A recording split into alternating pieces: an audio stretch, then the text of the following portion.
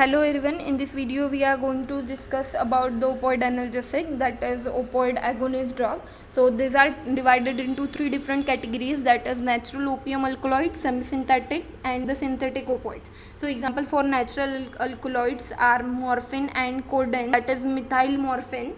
Then example for semi-synthetic opioids are diacetyl morphine, folcodeine and ethyl morphine, and the synthetics are pethidine, methadone, fentanyl and tramadol. So in this video we are focusing on morphine as a prototype drug to moving towards the pharmacological actions of morphine. So first action is on CNS. So it has site specific stimulant and depressant activity on CNS. So first we are going to discuss about the stimulant activity of morphine.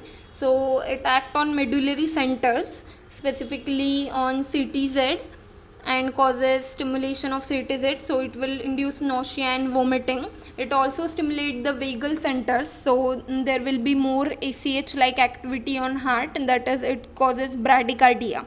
The activity is on GABAergic neuron, through which it produces meiosis. Third stimulatory effect is on certain cortical and hippocampal areas.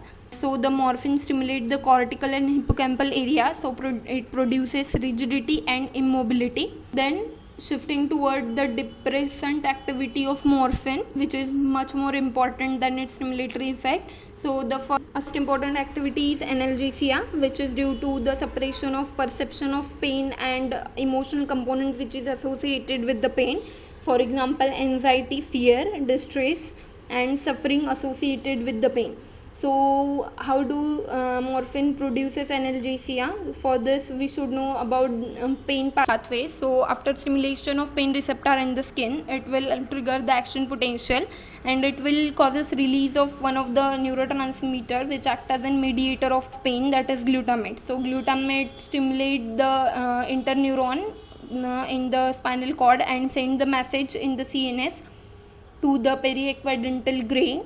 So periaqueductal gray then passes the message to the thalamus. Then the thalamus processes the pain stimuli and send it to cortex.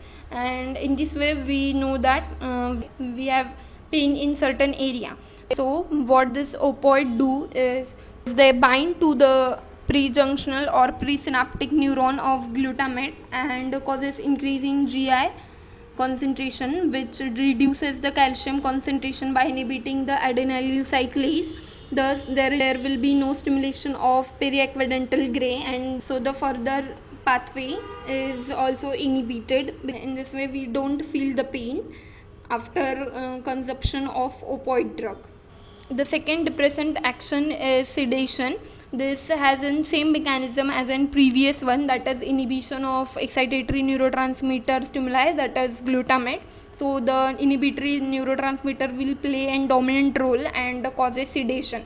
So in high concentration it also induces sleep followed by coma, though it stimulate the action of GABA in certain areas to cause sedation, but it has a proconvulsant action because it inhibits the GABA at certain areas of brain. The next action is on medullary centers, again the depressant action. So that depresses the medullary centers, specifically the respiratory center. Thus the factors associated with the respiration is also decreases, for example rate, volume and tidal exchange. It also depresses the vasomotor center, thus it produces fall in BP. And the last but not the least, that is cough centers. It also depresses the cough centers and causes suppression of cough. The next depressant action is on the hypothalamus, that is on temperature regulating centers. So it depresses the hypothalamus, thus it produces hypothermia. The fifth effect is euphoria, feeling of pleasure. So it is the neurotransmitter which is involved in such activity is dopamine. So there should be a high level of dopamine, and the release of dopamine is controlled by GABA and glutamate. So GABA is an inhibitory neurotransmitter. So whenever there is a release of GABA, it causes entry of anion, which hyperpolarizes the dopamine neuron and decreases the dopamine concentration. But whenever the glutamate is released, it causes excitatory postsynaptic potential, which increases the entry of calcium and thus the release of dopamine. So this opioid act on presynaptic GABA receptor, and through GI it will inhibit the release of GABA, and thus glutamate will play a dominant role on release of dopamine. So the morphine act through mu receptor and increases the level of dopamine. So we have nalorphine, which act on kappa receptor, and directly it causes inhibition of release of dopamine and produces aversion. The next pharmacological action of morphine is on neuroendocrine system. Morphine specifically act on hypothalamus. So apart from regulating temperature, hypothalamus control the release and secretion of certain hormones. So whenever morphine act on the hypothalamus, it causes suppression of activity of hypothalamus. So the release of certain hormone get decreases, that is FSH, LH and ACTH, while the release of prolactin and GH is increases. Produces effect like loss of libido, impotence, irregularity in menstruation and infertility. Apart from this, morphine also increases the ADH, that is antidiuretic hormone, which reduces the volume of urine. Third effect of morphine is on CVS. So morphine increases the release of histamine, which result in vasodilation. Because of this vasodilation, the blood shift from peripheral circulation into the systemic circulation, so it will cause fall in BP. So apart from this action, it also depresses the vasomotor center, decreases the tone of blood vessel, and also decreases the peripheral resistance. So all this effect contribute to fall in BP. The next effect is on smooth muscle. Morphine causes constriction of smooth muscle in bronchi, uterus, bladder and detrusor muscle. So the person taking morphine have difficulty in maturation. The last pharmacological action of morphine is on GIT. Morphine causes increasing tone of duodenum, but it decreases the propulse movement. It also causes spasm of all the sphincters and decreases the secretion of GI tract along with the motility, and it delays the gastric emptying. Overall effect is constipation. So this have a major side effect of constipation. Moving toward the pharmacokinetics of morphine, the oral absorption of morphine is unreliable. The drug has a high first pass metabolism, so it metabolizes very quickly after oral administration. It has plasma protein binding around 30%.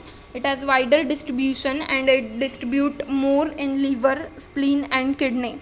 It can freely cross the placental barrier and get deposited in the brain of fetus. Metabolism is occur through glucuronide conjugation.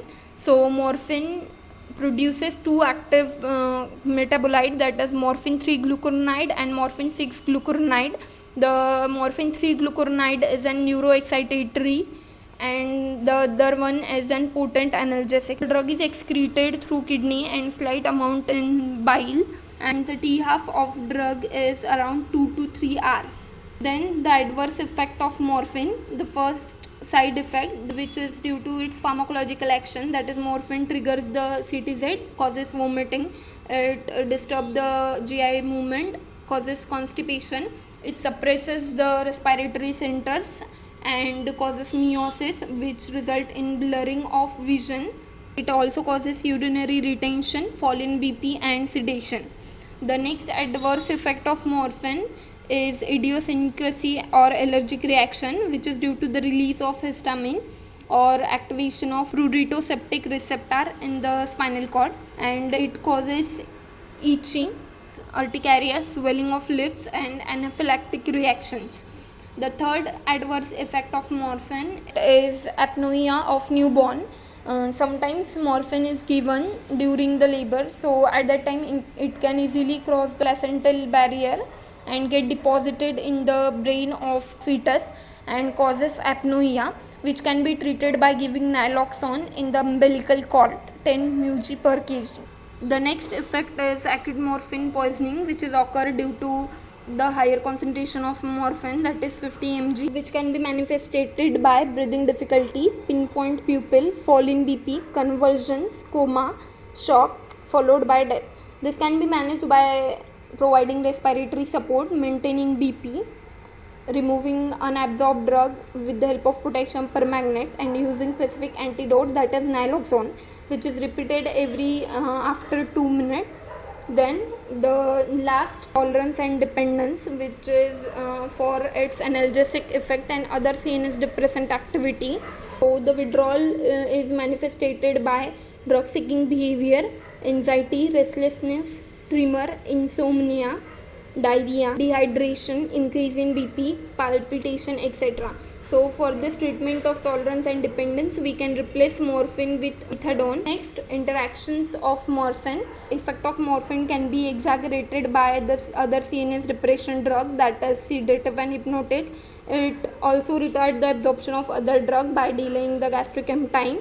And there are certain drugs that potentiate the action of morphine by affecting its metabolism or through the pharmacodynamic action. So the drugs are MAO inhibitors, tricyclic antidepressant, phenothiazine, neostigmine, and amphetamine, that is AMPH. The next drug in this category is codeine. So the difference between the structure of morphine and codeine is 3-methoxy instead of 3-hydroxy group. So we can convert codeine into morphine by demethylation using CYP2D6 enzyme, that is cytochrome 2D6. This drug can be administered orally. This is less potent and partial agonist at mu receptor.